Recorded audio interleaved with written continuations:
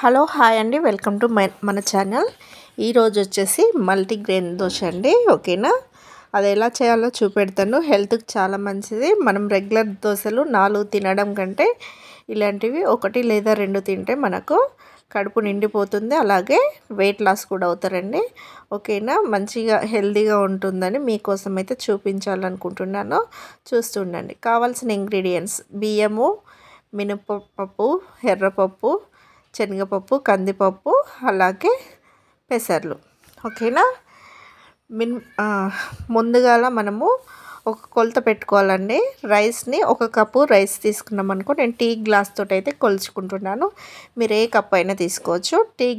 ఒక tea glass rice అయితే, బియ్యం అయితే 1/2 కప్పు, పెసర్లు 1/2 కప్పు, మినపగుండ్లు 1/2 కప్పు, శనగపప్పు 1/2 కప్పు, ఎర్రపప్పు, అలాగే 1/2 కప్పు కందిపప్పు. ఓకేనా, మీ దగ్గర ఇంకేమన్నా పప్పులు ఉంటే యాడ్ చేసుకోవచ్చు. నేనైతే ఈ పప్పులు అయితే యాడ్ చేశాను. ఓకేనా, ఇంకా నెక్స్ట్ వచ్చేసి ఒక గిన్నె తీసుకొని ఆ గిన్నెలో ఈ పప్పులన్నీ పోసుకొని, రైస్ కూడా పోసుకొని శుభ్రంగా 2 లేదా 3 సార్లు బాగా కడుక్కోవాలండి. ఓకేనా,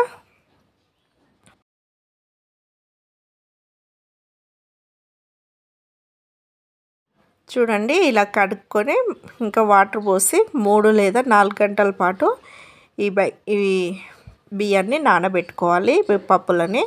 ఓకేనా, 3-4 గంటల తర్వాతకి మనకు పప్పులు అనేటివి చక్కగా నానిపోయినాయండి. చూడండి ఎలా నానినాయో. ఓకేనా, ఇలా ఉబ్బాలి. 3 లేదా 4 గంటలు అయితే సరిపోతుంది. మీకు నాణ్య లేదా చూసుకోవాలంటే ఒక బియ్యం అన్నా లేకపోతే ఒక పప్పునన్నా తీసుకొని ఇట్లా మన చేతులు వేళ్ళ పైన ఇట్లా చించితే చినిగిపోతుంది. అప్పుడు ఇంకా మిక్సీ జార్లో వేసి ఇంకా మెత్తడి పిండి లాగానైతే పట్టుకోవాలండి. ఓకేనా,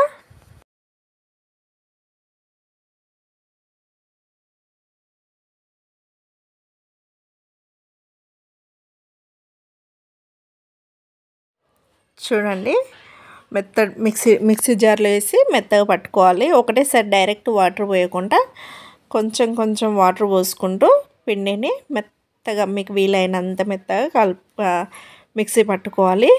ఎందుకంటే కొంచెం బరకగా ఉన్నా కూడా అన్ని పప్పులు వేస్తాం కాబట్టి కొంచెం జల్దీ అరగదు. ఓకేనా, అందుకోసం మనకు వెయిట్ లాస్ టిప్ అంటేనే ఇది. హెల్తీ ఫుడ్, మళ్ళీ అన్ని పోషకాలు ఉంటాయి ఈ పిండిలో. ఓకేనా, మనం పప్పులను నానబెడుతున్నాం, అలాగే పులియబెడుతున్నాం కదా పిండిని. అందుకోసం ఇంకా నైట్ మొత్తం పిండి పట్టుకొని నైట్ మొత్తం నాననివ్వాలి. చూడండి, పిండి అయితే మనకు ఇలా పులిసినాక దీంట్లో రుచికి సరిపడు ఉప్పు వేసుకోండి. నేను జీలకర్ర వేయలేదండి. మీకు కావాలనుకుంటే జీలకర్ర కూడా వేసుకోవచ్చు. కొంచెం 1/2 టేబుల్ స్పూన్ జీలకర్ర వేసుకొని ఈ పిండిని బాగా కలుపుకోవాలి. ఉప్పు వేసి పిండి మొత్తంలో ఉప్పు కలిసేంత వరకు కలుపుకోవాలి. రుచికి సరిపడ ఉప్పు వేసుకొని నెక్స్ట్ వచ్చేసి స్టవ్ వెలిగించుకొని మనం రెగ్యులర్గా యూజ్ చేసే దోశ ప్యాన్ ఉంటుంది కదా, దోశ ప్యాన్ పెట్టుకొని ఇంక ఇందులో మనము దోశలు ఎలా వేస్తామో అలానే వేసుకోవాలండి. ముందుగా కొంచెం వాటర్ వేసి ఈ ఉల్లిగడ్డతో ప్యాన్ వేడి అవుతుంటేనే రాసుకోవాలి, ప్యాన్ ఖరాబ్ కాకుండా. ఓకేనా, ఇది ఆరిపోయాక ఒక చుక్క నూనె వేసుకొని ఉల్లిగడ్డతో మొత్తం రౌండ్గా చుట్టుకొని ఇంకా దోశలు వేసుకోవడమే ఫ్రెండ్స్. చూడండి, ఒక గుంటగట్టితో వేస్తున్నాను. గంటెడు పిండి వేసుకొని చుట్టుగా తిప్పుకొని ఇంకా దానిపైన నుండి కొంచెం ఆయిల్ వేసుకొని ఇది కాలినాక ఇంకా 2 వైపు తిప్పేసుకోవడమే ఫ్రెండ్స్. ఓకేనా, ఇలా కాల్చుకోవాలి. 2 వైపులా కాల్చుకోవచ్చు, లేకపోతే దోశలు ఎలా కాల్చుకుంటామో అలాగనే కాల్చుకోండి ఫ్రెండ్స్. ఓకేనా, నెక్స్ట్ కూడా మళ్ళీ వేసి చూపెడుతున్నాను మీకు అర్థం కావడం కోసం.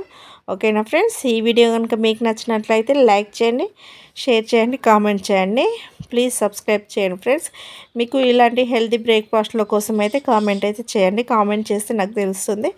ఓకేనా ఫ్రెండ్స్, ఇంకా వీడియోలో ముందుకు వెళ్ళిపోవాలంటే మీరు లైక్ అయినా డిస్లైక్ అయినా చేయండి. ఓకేనా, బాయ్ బాయ్.